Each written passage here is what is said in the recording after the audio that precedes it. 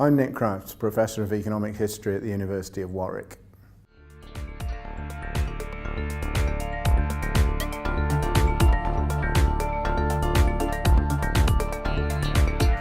My paper considers the pattern and experience of economic growth in European countries, and particularly the UK, going back all the way to the 1950s and from then till the present. And in particular, in thinking about growth overall, ask the question, what part did European integration play in that growth process? Lots of factors affect growth performance over the long run. They certainly include the extent to which a country has scope to catch up leaders. In the 1950s, many European countries had a lot of scope to catch up the United States. In the more recent past, those countries, the gap is much smaller, so the impact on growth is less. The things which then matter inside a country, I think, are the policies that they choose which affect their ability to innovate and to invest.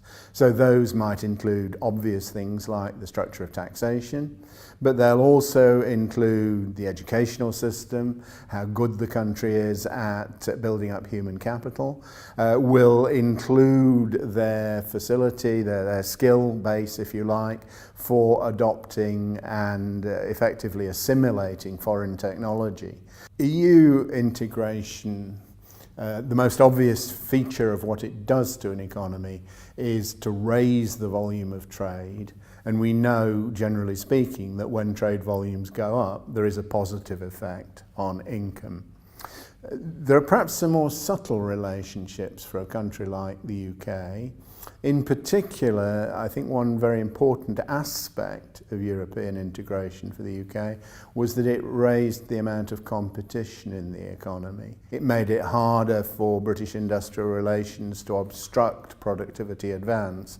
In one way or another, increasing competition was really quite a crucial ingredient in improving productivity performance around about the time of the 1970s and 1980s.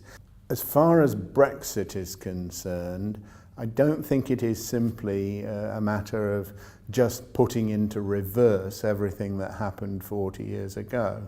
Lots of things have changed in the world. So, for example, outside the EU, we would now face lower tariff barriers than were normal in the 1970s.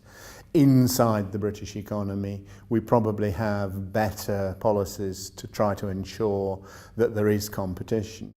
And we actually don't, I think, quite know what the effect of exit would be on the trade volumes. And of course, it's also true that there is no real precedent for Brexit. So the historian has a little bit of trouble, I think, in finding a relevant example. My own thought is that Brexit is likely to be costly economically, that the cost is probably not going to be trivial if it were to happen, but I think it's reasonable at this stage to think that the precise level of those costs is unclear. There's a considerable range about some sort of average, and the average estimate might be of the order of 5% of GDP. In 1973, it seems to me, entry into the EU did help Britain solve some of its economic policy problems and was conducive to a better growth performance. Today, I cannot think of any problem which affects our growth performance to which Brexit is the appropriate answer.